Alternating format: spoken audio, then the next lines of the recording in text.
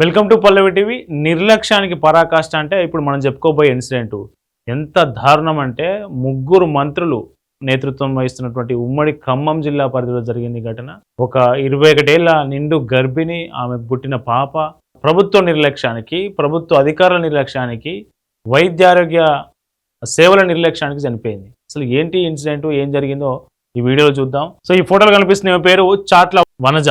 So Bhadradri Kothagudem జిల్లా గుండాల మండలం శంభునిగూడెం అనే ఒక విలేజ్లో ఈమె ఉంటుంది. రీసెంట్గా వీళ్ళ కొత్తగా మ్యారేజ్ అయింది. వీళ్ళ ఫోటోలు చూస్తే చూస్తున్నాం కదా, ఈ వనజకు అబ్బాయికి పెళ్ళి అయింది. శంభునిగూడెంలో ఉంటున్నారు వీళ్ళు, భద్రాద్రి కొత్తగూడెం జిల్లా గుండాల మండలం.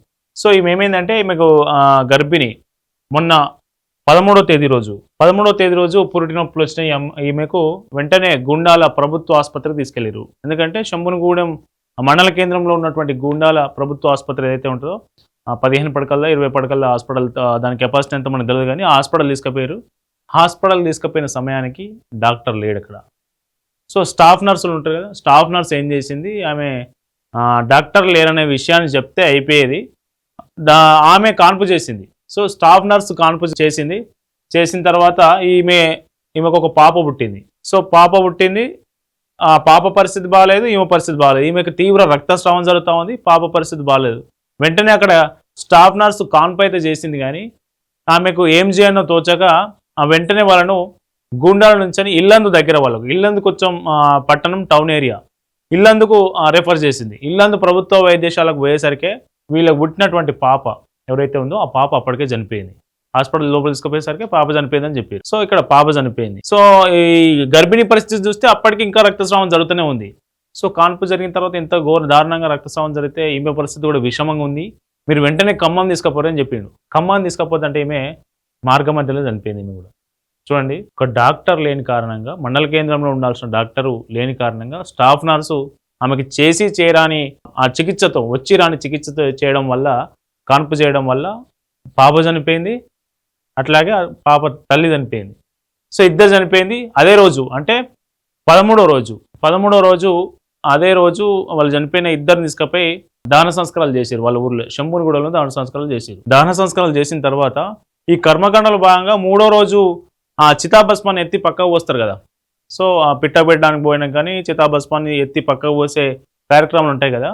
ఆ చితాభస్మం ఎత్తే క్రమంలో అందులో ఒక కత్తెర కనిపించింది. అసలు కత్తెర కనిపించడం ఏంటి ట్విస్ట్ అంటే, గర్భిణి ఆమెకు కాన్పు చేసి లోపల కత్తెర పెట్టిరా అనేది వీళ్ళందరూ వాళ్ళ ఆగ్రహానికి అంతు లేకుండా పోయింది. దారుణంగా ఇక్కడ చూడండి, ఇది కత్తెర. వాళ్ళు చితాభస్మం ఎత్తుతుంటే కర్మకాండలో భాగంగా కత్తెర దొరికింది. ఇది మెడికల్లో అంటే డాక్టర్లు వాడే కత్తెర అది. సో ఆ కత్తెర చితాభస్మంలోకి ఎట్లా వచ్చింది అంటే ఆమె కడుపులో నుంచి వచ్చింది.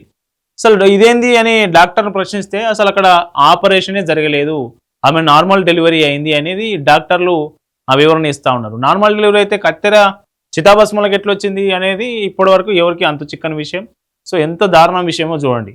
మీకు ఇంకా కత్తెర ఎగ్జాక్ట్ ఫోటో చూపిస్తే ఇది కత్తెర.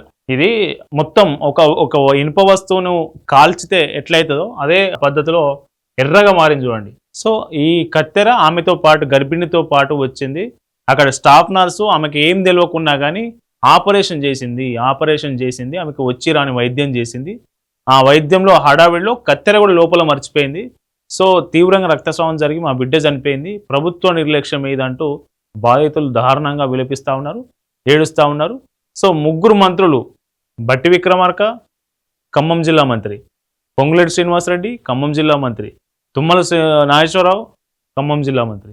సో ముగ్గురు సీనియర్ మంత్రులు, పెద్ద శాఖలు ఉన్నటువంటి మంత్రుల ఇలాకాలో ఒక మండల కేంద్రంలో కనీసం ఒక గర్భిణికి కాన్పు చేయలేని పరిస్థితి రావడం అంటే ఎంత దారుణమో చూడండి ఇది. సో ఈ ఘటనకు సంబంధించి పెద్ద ఎత్తున ప్రభుత్వం మీద విమర్శలు వస్తూ ఉన్నాయి. అటు వైద్యారోగ్య శాఖ మంత్రి మీద కావచ్చు, ప్రభుత్వం మీద కావచ్చు, ఈ ముగ్గురు మంత్రుల మీద కావచ్చు. సో దీనికి సంబంధించి ప్రభుత్వం ఇప్పటి వరకు విచారణకైతే ఆదేశించలేదు, ఇంకా కొనసాగుతున్న పరిస్థితి.